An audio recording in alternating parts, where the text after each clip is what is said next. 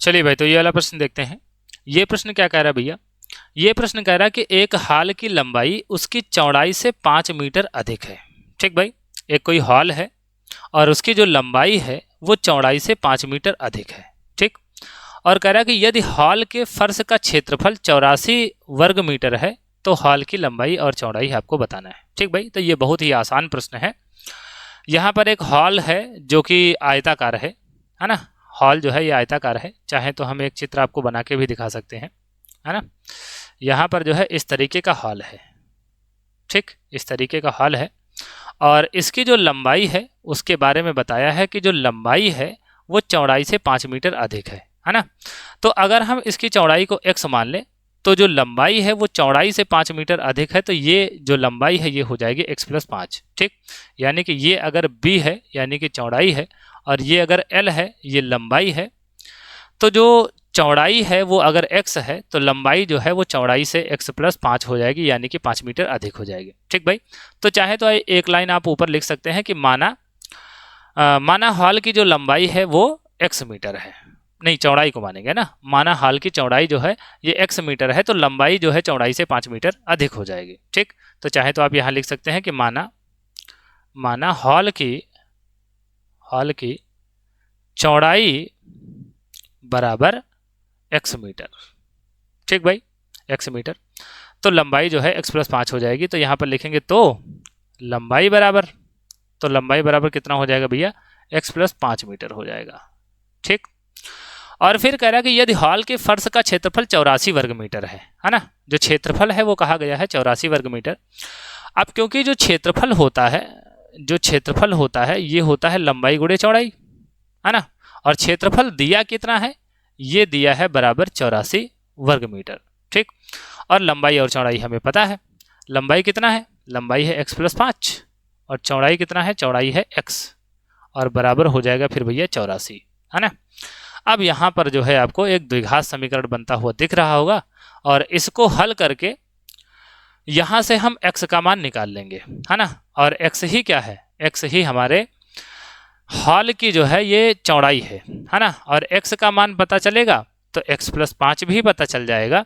और x plus 5 क्या है? हॉल की लंबाई है और लंबाई चौड़ाई ही हमें ज्ञात करना है। ठीक भाई, तो यहाँ से अगर इस x का हम x में गुणा करवाएंगे तो ये हो जाएगा x स्क्वायर, और x का 5 में गुणा करवाएंगे तो ये हो जाएगा 5x, और अगर इस 84 को हम बराबर के इस तरफ लेकर चले आए तो ये हो जाएगा माइनस का 84 और बराबर हो जाएगा 0। ये एक बढ़िया सा द्विघात आपको दिख रहा होगा। ठीक, अब हमें 5x को इस तरीके से तोड़ना है कि माइनस का जो है 84 आना चाहिए, है ना। माइनस का 84 आना चाहिए। तो कैसे तोड़ेंगे भैया? 84 किसके पहाड़े में आता है? ये 12 सते 84 होता है ना। 12 सते 84 होता है और 12 में से अगर हम 7 निकाल देंगे तो 5 बचेगा। इसका मतलब ये परफेक्ट जोड़ा बनेगा।